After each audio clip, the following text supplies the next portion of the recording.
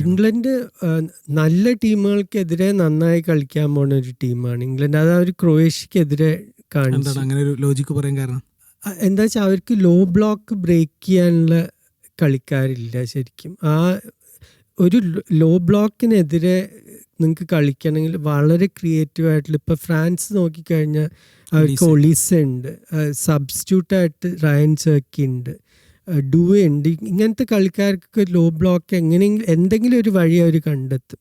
അർജൻറ്റീനയ്ക്ക് Messi ഉണ്ട്, മറ്റ് Portugal എടുത്താൽ ബ്രൂണോ ഉണ്ട്, പെഡ്രോ നെറ്റോ ഉണ്ട്. പല കളിക്കാർക്ക് ആ ഒരു ട്രിക്കറി ഉള്ള കളിക്കാരുണ്ട്. ഈ ബെല്ലിംഗാം സാക്കയൊക്കെ സാക്കയ്ക്ക് പറ്റും, പക്ഷെ സാക്കയുടെ ഫിറ്റ്നസ് ഇപ്പോഴും അവരിങ്ങനെ നേഴ്സ് ചെയ്തുകൊണ്ടിരിക്കുകയാണ്.